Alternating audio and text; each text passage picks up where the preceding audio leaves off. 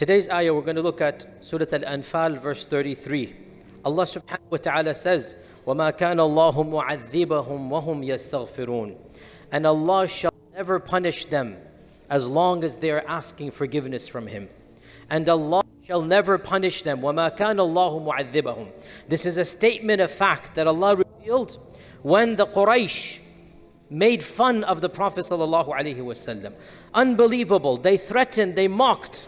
And they said to the Prophet ﷺ, why doesn't your Lord send down a punishment? They're making fun of the Risala. And Allah subhanahu wa ta'ala responded to their taunts. Allah said, I shall never send down the punishment as long as there are some people amongst them that are still saying astaghfirullah, astaghfirullah. This ayah demonstrates for us the power of istighfar, the power of saying astaghfirullah. Because of astaghfirullah, because of seeking Allah's forgiveness, the calamity upon people who would otherwise deserve it has been averted away. And this, brothers and sisters, is the month of istighfar. This is the month of Ramadan. This is the month of tawbah. This is the month of rahmah. This is the month of maghfirah. And so, let us remind ourselves of the blessings of istighfar, of the positives of istighfar, of the reality that this concept of tawbah, of repentance, of seeking Allah's forgiveness is a constant theme throughout the entire Quran. It is no exaggeration to state that out of the names of Allah subhanahu wa ta'ala, the names that deal with Allah's forgiveness and Allah's mercy are more than all of the other names. The majority of Allah's names, they deal with mercy and compassion and forgiveness. Ghafoor, Ghaffar, Arhamur Rahimin, Rahman, Rahim, and on and on and on. And Allah subhanahu wa ta'ala has linked the concept of istighfar. He has linked it with the very kalima itself. The kalima is linked with istighfar. فَاعْلَمْ أَنَّهُ لَا إِلَهَ إِلَّا اللَّهِ وَاسْتَغْفِرْ لِذَنْبِكَ. No, there is no ilah other than Allah, and then say astaghfirullah for your sins. Allah links the istighfar with the kalima.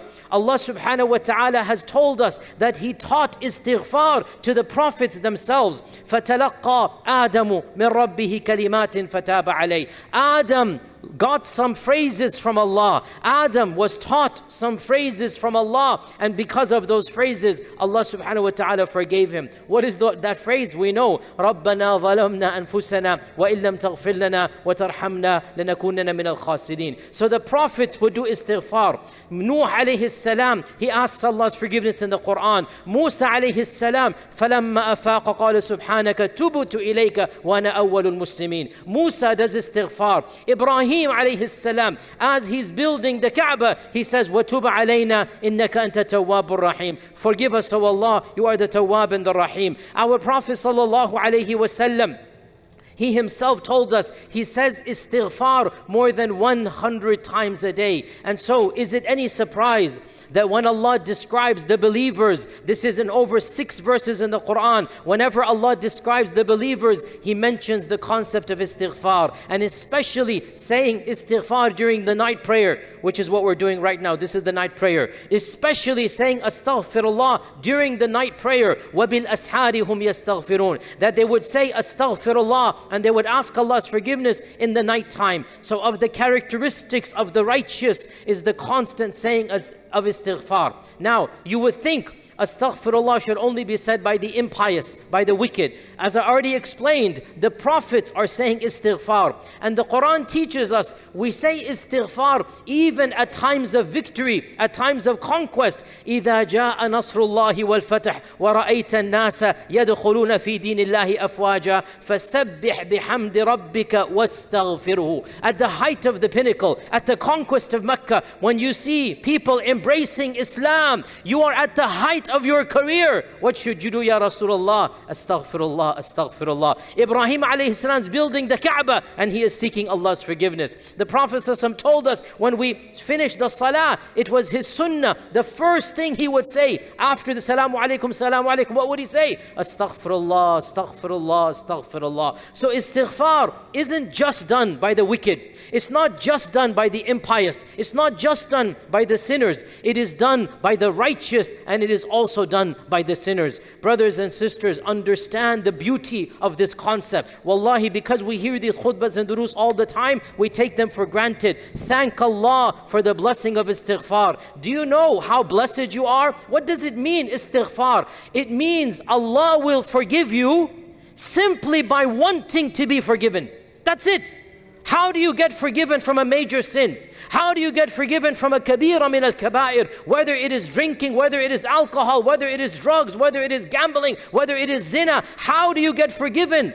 Can you believe Allah has gifted us the concept of istighfar? And what is istighfar? All you need to do is to genuinely desire Allah's rahmah, Allah's maghfirah. That's all. It's as easy as that. Allah says in the Quran, whoever asks my forgiveness, he shall find me ghaffar and tawwab. Whoever turns to me will find me over there. Brothers and sisters, this is a concept that is unique to our religion. We don't have to have complicated rituals. We don't have to offer sacrifices. Of course, if you do extra, it's good. But the bare minimum of istighfar, the bare minimum, what is it? It just means you approach Allah with a sincere heart, with a heart that is admitted and acknowledged, I am a sinner, with a heart that is genuinely full of regret and remorse. And you approach Allah humbly, meekly, and then your hands go up and your tongue says, Ya Rab, I have committed a sin, forgive me. That's it. It's as simple as that. And Allah subhanahu wa ta'ala promises in the Quran, وَمَنْ يَغْفِرُ الذُّنُوبَ إِلَّا اللَّهِ. Who else can forgive sins other than Allah subhanahu wa ta'ala? Oh Muslims, this is the month of Ramadan. This is the month of rahmah. This is the month of istighfar. I make a plea to all of us, myself and all of you. I make a plea to all of you, no matter how sinful your lives have been, no matter how far you have strayed from the path, Allah subhanahu wa ta'ala is forgiving, and Allah loves to forgive. Wallahu yuhibbu at-tawwabin. Allah loves those who repent. Oh Muslims, it is never too late to repent. It is never too late to come to Allah. And Allah subhanahu wa ta'ala, He literally calls us to do tawbah and istighfar. أَفَلَا يَتُوبُونَ إِلَى اللَّهِ وَيَسْتَغْفِرُونَ. Why don't they repent? And why don't they ask my forgiveness? If they do so, لَوَجَدُوا اللَّهَ تَوَّابًا رَحِيمًا. They would find Allah accepting their repentance, and they would find Allah ever merciful. Oh Muslims, never lose hope of Allah's mercy. Oh Muslims, it is a bigger sin to lose hope of Allah's mercy than the sins you have committed. All the sins you have committed are trivial. If you feel Allah cannot forgive you, that is a bigger sin than your personal sins. Because when you say, I am too sinful to be forgiven, you are then accusing Allah of being stingy and miserly. You are limiting the unlimited mercy of Allah.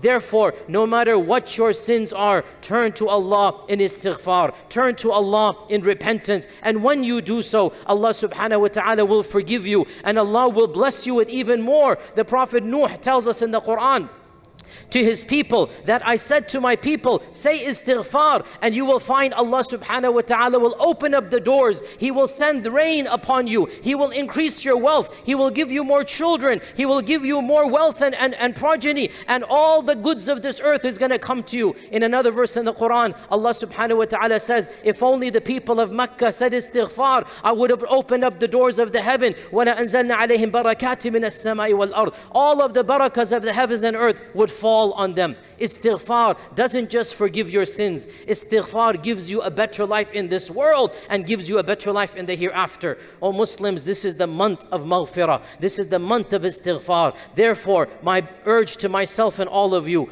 turn to Allah with a genuine heart of repentance. Turn to Allah wanting to be forgiven. Thank Allah how easy He has made istighfar. If you want to be forgiven, you shall be forgiven. This is Allah's guarantee in the Quran. If you want to be forgiven, you shall be forgiven. قُلْ يَا عِبَادِيَ الَّذِينَ أَسْرَفُوا عَلَىٰ أَنفُسِهِمْ لَا تَقْنَطُوا مِنْ رَحْمَةِ اللَّهِ إِنَّ اللَّهَ يَغْفِرُ الذُّنُوبَ جَمِيعًا إِنَّهُ هُوَ الْغَفُورُ الرَّحِيمُ. Say, O my servants who have despaired of Allah's mercy, do not despair. Allah forgives all sins. So turn to Allah, say the istighfar, and especially in these prayers, especially in the sajdas of these prayers, say it from the heart, verbalize it on the tongue, submit to Allah meekly, and you are guaranteed by Allah that your repentance shall be accepted. And inshallah we'll continue tomorrow. Wassalamu alaikum wa rahmatullahi wa barakatuh.